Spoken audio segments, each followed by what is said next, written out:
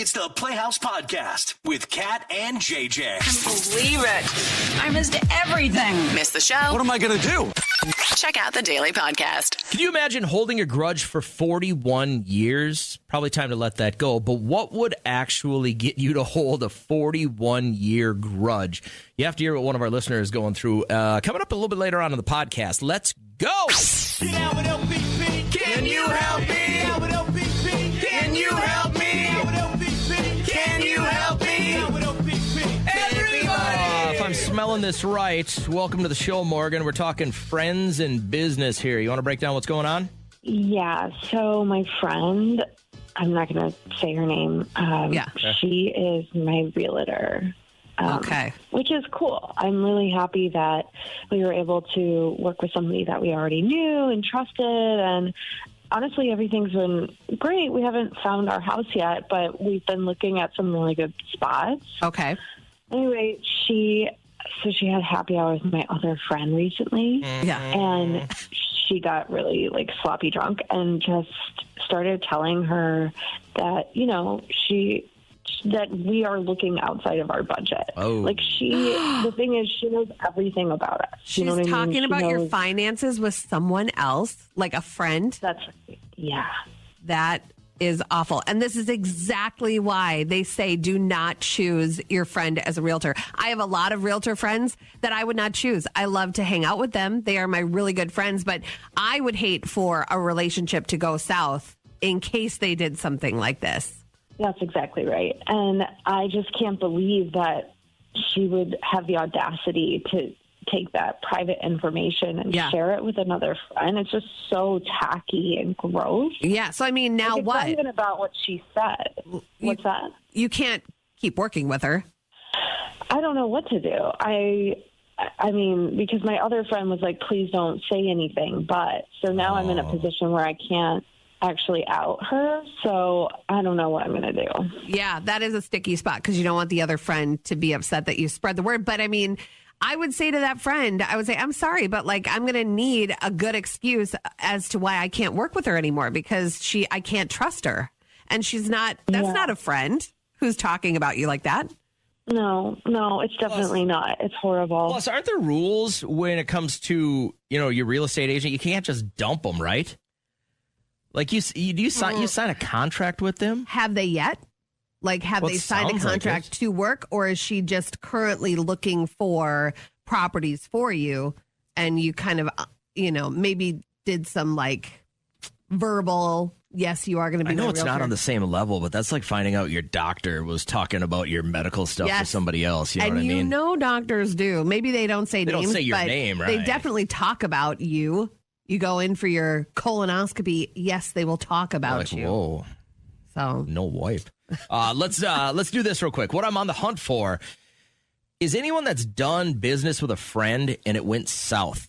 So maybe it was a realtor. Maybe you got into business with them and you're like, we're best friends. We love hanging with each other. We could totally start a business together. And then it went south in some way. Maybe it's your mechanic. Right? You were good friends and you're like, okay, sure. And you brought your car in. Fix my car. And then all of a sudden it was janky, a janky fix. Or have you ever been in business with somebody who was a friend and it went south? A couple minutes ago, we talked to Morgan, who is kind of in a pickle. Her realtor is a friend. And then her realtor friend got hammered, started talking about her finances to a bunch of other friends, got back to Morgan. She's like, well, can we can our realtor now? How do you handle this? You don't want to lose a realtor and a friend. Yeah. That would be very difficult. You want to give them your business. And I have so many realtor friends. And I don't know how they feel about me choosing somebody. We go with our girl, Dee Dee, who is strictly business and gets us what we need. And I don't see her all the time for sports or hang out with her. You know what I mean? It's I don't want to cross that line again. Jason had texted in, my mom was our realtor, and I'm pretty sure she wasn't showing us homes outside of the area because she didn't want us to move away. Yeah. Oh, man. See, let's say you have your best friend that's your realtor and you give them all that you want, and then your price range, and they don't listen to any of it. You're like, what's This would be happening? good for you. No. Give me what I'm looking for. Angel texted in, I once had a friend do my back tattoo. He jokingly put his initials on it. Wow. Haven't spoken to him since. That is so bad. That's lawsuit worthy because now it's Is on it? your skin forever. Absolutely. I would sue a friend over something like that. You ever been no in problem. business with a friend and it went south? We'd love to hear about it. Good morning. JJ Cat's here as well. You had said that back to school shopping is done in your household already, Yes. huh? Had to get the T184 plus calculator. The $100 calculator they'll never use? Well, went to Walmart. It was $140. Then there was one that was even like cooler than that one that had like digital graphing for $40 less, which is weird. Then we went on Amazon, got it for $20 less than that. So Well, and you got to have it because I use graphing every day. right, It's one of And those that's what I things told that Liam. if they don't learn it now, they're going to be way behind. How are you going to graph? What was the one thing? So that wasn't a want for him. That was a need. Was there one thing that he wanted to up his social status a little bit? No, they don't even care. They honestly don't even care. He's excited about like starting football after school starts and like doesn't even care about having new shoes. He said, we'll cross that. He literally said, we'll cross that bridge when we get there. Jeez. And I remember like we went out for breakfast after going and getting school supplies. And I'm like, Liam, my mom would bring us and say, pick out 5 shirts, 5 pants, and 2 pairs of shoes. And I remember going home and looking at the combinations for Monday, Tuesday, Wednesday, Thursday, Friday. Like I was so excited to wear all these new clothes. So it's a core memory for you. What's the one thing as you think back now on elementary school or junior high days that you had to have to make yourself cool? Look at the smile on my face. I remember my Lisa Frank Trapper Keeper. The colors just made you happy and excited to go to school. Then you got the Velcro and you open it up and you have your pens all organized and like the cool notebooks that fit in there. And then mine had this basketball hoop that you could set up and like launch your little pieces of paper into it. It was so cool. Lisa Frank knew what she was doing. A lot of people are saying the markers that smelt like the different colors Yes. or the different flavors. And then right away, Brady had said the 14 NFL team pencils pack. And I remember my parents splurged for this, and they were they were the colors. Like I was always a big Raiders fan, Yeah. so they were silver and black, and then the Vikings one was purple and yellow, Yeah. and the Green Bay one was green and yellow or whatever. But I remember not wanting to sharpen the pencil because I didn't want it to go down. I was so excited to have the pencils. A lot of people are saying Trapper Keepers was a big one, and then Brian had chimed in and he said, I can't let these Stanley water bottles make a comeback. Yeah. If you drop them, it sounds like a landmine going off. Well, they're out. Awala's in. Oh, well, who? Awala.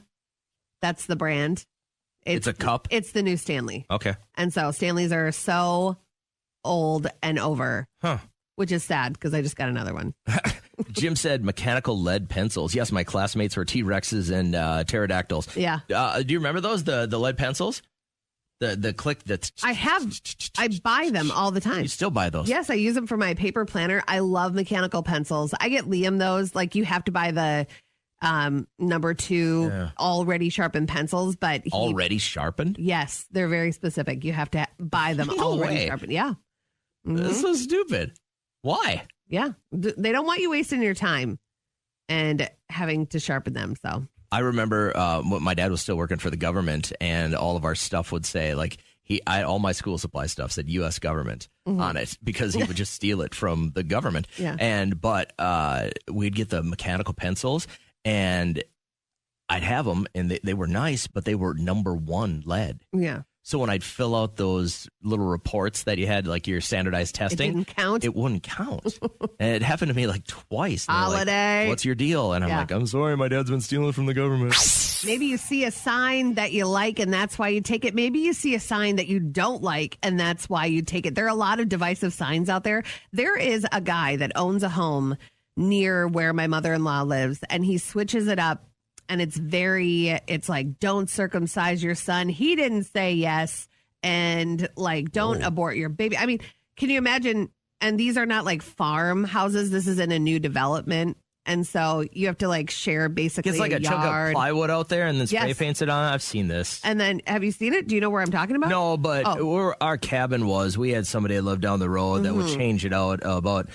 We'd go probably every other weekend to the cabin, and we'd go into town to get supplies. Yeah. And every time our whole family would be like, I wonder what they got out there now. Yeah, he just paints it black and then he'll write a new message, paints it black, writes a new message. And it never is a good one. It doesn't make you feel good. But Smokey the Bear signs, it reminds you what? Not to Start forest fires. start forest fires. And somebody was caught stealing one in Florida, and Smokey himself caught him. Smokey is always around our forests, and just like you got lucky today that he saw the bad guy and got him in cuffs. Who goes and steals an image of Smokey Bear and then tries to profit off of that? Worse yet, what do you tell the other fellas in the pen when you find out that you got ran down by a 5'4" guy in a Smokey the Bear outfit? You got to come up with a better story. Like you should have seen the other guy. But do you have a sign, or have you had one in your yard and people had a problem with it? Or maybe you live next to somebody that has one of those huge signs that we're talking about. Where I grew up, my thinking? parents lived on, it was a state highway, but it was in the city, you know, kind of like when a state highway comes into the city. And I don't even know who the guy was, but he wanted to put his political sign on my parents' front yard because there was so much traffic that went by there on a daily basis. And my mom had said, sure, I don't care, go ahead. And what it led to, though, was every other politician in the county and the state wanting to put their signs in our front yard. And my dad came home from the Pentagon one day, and there's like 12 signs in our yard, and he went bananas. He went out there, pulled it was him and I pulling all of them out, and he made a sign out of a piece of plywood that said, come get your crap, and set it right next to all these signs that he had laid down on the boulevard. Right. And they laid out there for weeks just flat, with a sign that just said, come get your crap. I just look at it as if you are running for some type of office and you want your name out there, like, I wouldn't invest my money in yard signs. I would just buy billboards. You know, I just feel like those. Not everybody drives by a billboard, though. Well, not everybody's going to drive by your house. Don't you think more people would drive by a billboard than a house? It's a lot cheaper to make a corrugated sign that has your name on it than it does a billboard. Well, Kelsey had texted, my neighbors hated my Trump sign, didn't talk to us for 6 years, not even a hi at the mailbox. Jeez. And Trump is a very divisive person. And so Everything politics now is polarizing. And you just, I don't know. It is a tough thing to navigate. That's why you just don't ever talk about politics with other people. And I don't know. I've always had the thought is when people come to my yard and they say, hey, can we put our sign in your yard? And I said, yeah, absolutely. I'm running every single day for popular gains. Can I put a giant Cat and JJ sign in your front yard? Uh-huh. And they just look at you like you're methed out. And I go, I'll switch you signs. I'll put yours in mine if you put mine in yours. And they wouldn't want ours in their yard. We're so cool. I haven't had anyone take me up on it yet.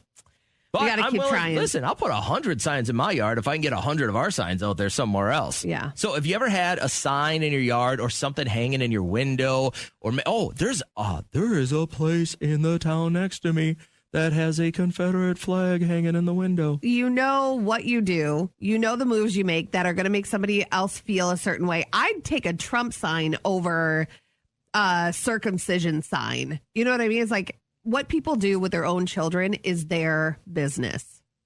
How you vote is your business, but That's a close cut. I'm a close call. wow.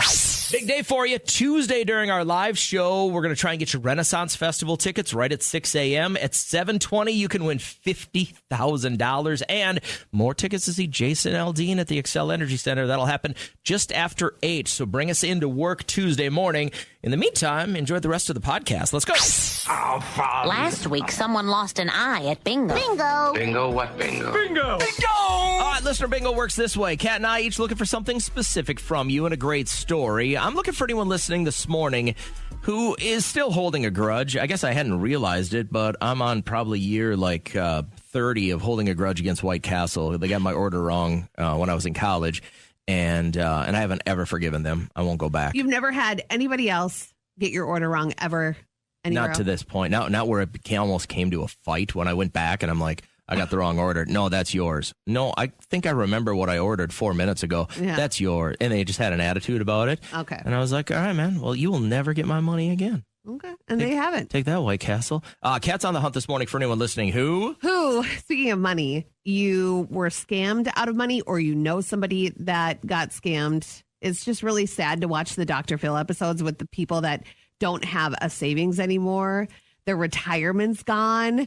They fell in love with someone overseas and that person is just playing them and how many other people. I didn't find out about it till after she had passed away, but my godmother, Eileen, in her later years, she was in her 70s, and some cult ended up getting like $300,000 from her. She died broke and penniless, and kind of found out from her kids that she had gotten, it was one of those, and it started with like the call to place your prayer on she saw the TV thing and some preacher and call in, and then next thing you know, there were people coming to her house and doing prayer circles with her, and they were like, oh, we need $75, and then now can you pledge this? And I guess she gave them all the money. Yeah, there are obvious scams that I can get with, like, have a star named after a loved one or whatever for $20. I can do that, but like the big scams are the bad ones. Morning, Barb. How you doing? I'm doing good, thank you. How are you guys? We're great, thanks. Which one do you fit? I fit the one about holding a grudge. Okay. Who or what do you hold a grudge against? Well, my daughter was born 41 years ago, and I moved in with a friend of mine's sister, and I thought, everything would go great. We'd share the utilities, all this and that. Well, I wound up getting sick because I overdid it, and then I wound up back in the hospital. Well, I come back and all my stuff is gone. She cleared out the whole entire house. Wow. She stole your stuff or throw it away, or what'd she do with your stuff? She kept it. Oh. So I've held a grudge against her for 41 years. Have you talked to her lately? Nope. And you never tried to get it back? There was no possible way of finding her and getting that stuff back? Nope, because I knew if I would have gotten a hold of her, it wouldn't have been pretty. You would have got violent. And I'd rather stay out of jail and not talk to her than go to jail. I think that's a little overrated. Like, no, if you get we to a call nice that growth. You got to a nice jail. I mean, would have it been worth it? Yes. Okay. All right. And do you know where this person is right now and what their life is looking like? Well, she's married, and she lives an hour from me. Okay. So if you really, really got a wild hair, you could go after it. I could, but I doubt she'd even remember any of it anymore. Yeah. Oh, as you were raining blows down upon her, I'm sure she would remember. Be like, oh, that's right. Uh-huh. It's like it hasn't completely escaped her mind yet, but she's got enough control to not really do it. All right. Well, hey, stay on the right course. Have a great morning. Do you have any siblings that you would consider a little piggish? We're all different. Like, I am such a minimalist. My sister loves things. My older brother, I haven't been to his house in like a lifetime, so I don't know. And then my younger brother just moved into this great house. I wouldn't say that I would go over to any of their houses and feel gross, which is good. You'd never want that feeling. But I do have some relatives that have hosted, and not good. When you have to sit there and keep your shoes on because you don't want to walk around in bare feet or socks. I just have a sister, and she's very, very clean. And but my wife has family members where, like, when their kids are growing up and you got to go to the first and second and third birthdays, yeah, I'd walk in and I'd be like, "You're living like this?" Mm-hmm. Like, and you don't want to like crap on the way somebody else is living, but I'm like, would it hurt for you to run a broom across the floor? And sometimes they're just used to that lifestyle, but like when I go to somebody's house, man, I leave it better than when I came. The reason I bring this up is we're going to talk to David here in a second. Actually, let's just bring you on right now. I appreciate you holding. We know a little bit about your situation. Tell us about your brother here. He's coming in from out of town with his wife and his family, and they're just staying over with me and my mom, and they just, oh my God, they're like, telling you, they're like a tornado when they come in. They leave everything out. Like they like to raid the fridge, and all these kids are just like eating hot dogs everywhere. And that's very specific. So has this always been a problem? I mean, yeah. I mean, my brother's, he's older. he just, he thinks he just owns the place. Comes in, my mom, she's working her butt off, trying to clean up around him, picking up his socks and his shirts, and and I'm living with it. So I just think there's nothing worse than a bad house guest. I leave it better than when I got there. And I get that maybe like if she says, no, leave the bedding the way it is, don't make the bed because she's just going to wash it. At least strip the bed and put everything into a pile. Like help her out, or maybe even you start the wash. Your brother starts the wash for her. Has he always been like slovenly like that? It's weird to have both people in that relationship like that too. Yeah. He is such a mess. Like, I'm always picking up after him. I remember when I was a kid, he was just, every time he come home from football practice, yeah, he was pads everywhere. He's just expecting us to pick it up. But you know what? Like, my mom, she's the best because, she loves him and we love him. But sure. It's like, be a little bit more considerate, you know? When, and I appreciate your call. Hang on a second. I want to give some thoughts on this from everybody. But like when you have guests in and they're going to leave it horrible, it just makes you not want to have people to your home anymore. It does. And I wonder what they're thinking. I've had a run-in with certain relatives that I see how they leave certain areas. And I'm like, your kids are tornadoes. Pick up after them. Kids, I even get a little bit, right? They're a 4 and a 5-year-old and they got all these toys and they're spread out all over so they can be happy. I get a little bit of that. But the parents have to pick that stuff up. But when you're adults, like he said, it's his older brother and his sister-in-law that are coming to town, and they just know that they're going to be slobs. Yeah. Like when that word gets out on you, like there's no going back on that. If I knew that it was just honestly going to be a night, I'd probably not say anything. But if it's like a visit that is often and reoccurring, I would probably say, you guys need to clean up. I would be curious if everybody has one of these people in their lives. Imagine getting to the airport with your 10-year-old kid and you realize you forgot his travel visa. You're going to Spain in an hour and a half, but you live 3 hours from the airport. Oh, my God. What do you do with that kid? You leave them. You leave them there with somebody that is of authority, and a family member comes and gets them. Close. So there's this family in New York. This exact thing happened, right? They get to the airport. They're all packed. Oh, my God. We forgot little Tommy's travel visa. The couple called a relative to pick the boy up as they were boarding the plane. Airport police officers later removed the parents' luggage from the flight and brought them to an on-site police station for questioning. Unknown if they were arrested, but that relative didn't show up for hours and hours. So they left this 10-year-old wandering around the airport for hours on his own. The thing is, it's not his fault. It is the parents' fault because they didn't have the proper travel papers to make this happen. I think one parent should have stayed behind. And the other one just goes to Spain by themselves? No, the other parent runs them home and they catch a later flight. Like, you don't leave a child there when it's your fault, Well, they chose the other. So my big question is, wow, you get on the plane or you forgot something on your vacation. Now, we were almost forgotten on our honeymoon. We had gone on one of these cruises and one of the ports was in, I think it was Cancun. And my wife and I got off. You take the boat in, you board up. It was supposed to be 6 hours in Cancun. We do a little sightseeing, and then we went to Senor Frogs, had a couple of margaritas, sat on the beach. We both fell asleep. And the last boat to go back out to the big cruise ship, luckily somebody recognized us. And this lady goes, "Are you on our cruise?" And I go, "Oh, my God." All we had on us was like $75. You would have been no ID, nothing.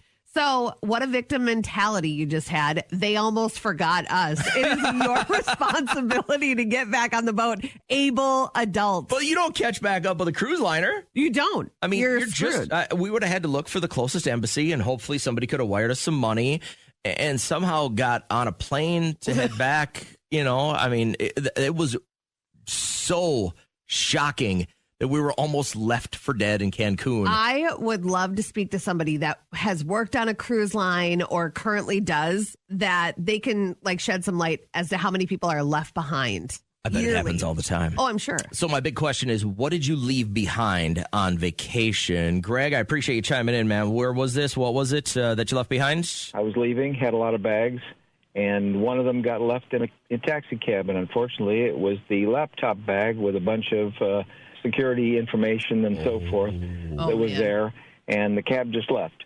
I didn't have a chance to go back, close the trunk, and the cab left. That was it. Called the taxi cab company. They were sorry. They found the taxi cab. He was in a holding area to get back to the airport. Yeah. So I had to go track down where he was and go get him with one of their cabs, and all the while having to meet to not miss my flight and so forth. Sure. So eventually did get everything back, but it was tense there for a couple of hours. I wonder how many phones get left in Ubers and cabs. Oh, I'm sure a lot.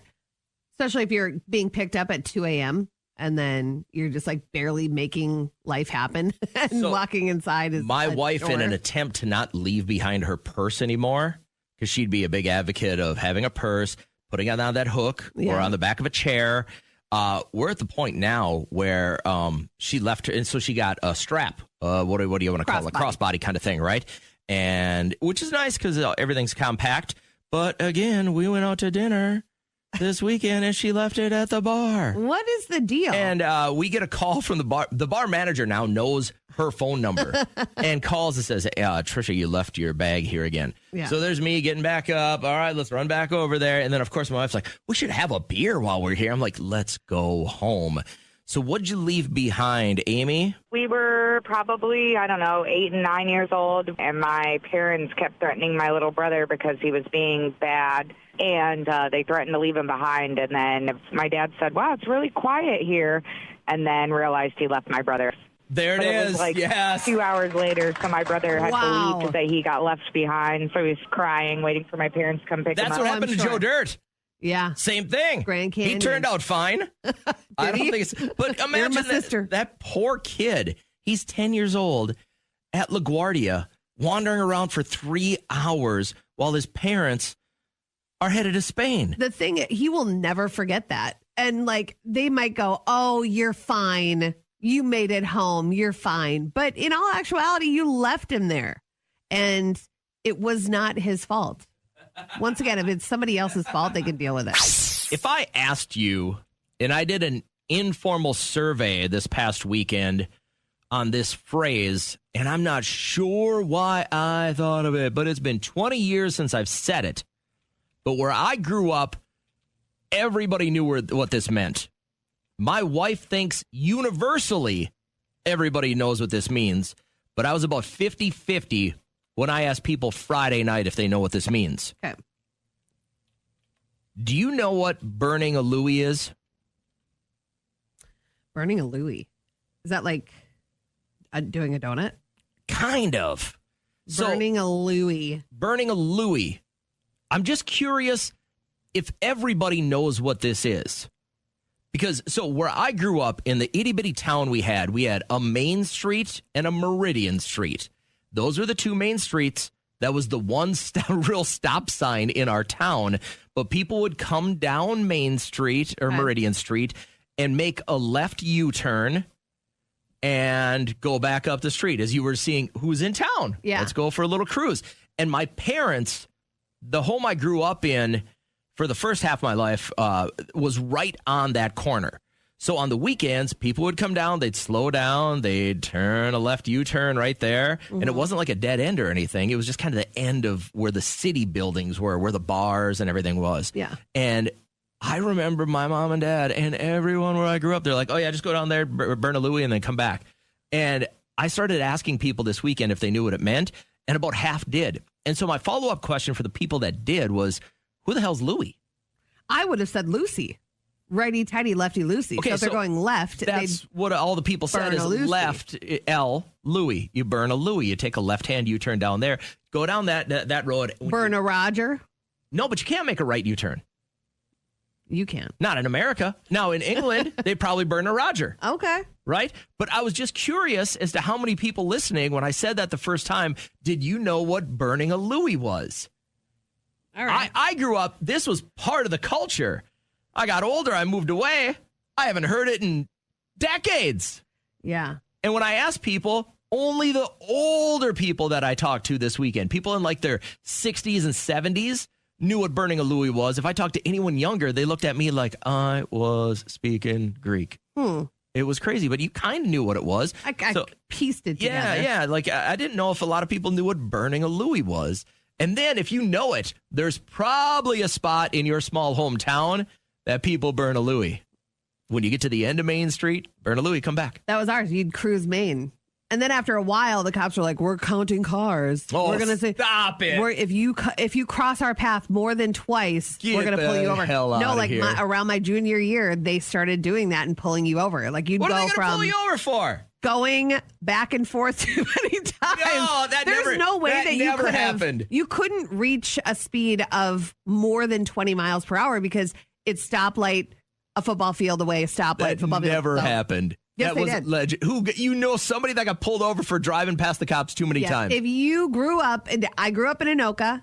If you are from that town, which I know we have some listeners, Eric, if you want to call in and support that, they started that rule in like 2002, 2001. It's not an offense. You can drive down the street as many times as you friggin' want. Listen, back then, if you bothered them at all, I mean, they could pull you over for anything. I would pray for the day a cop pulled me over for driving by too many times. Yeah.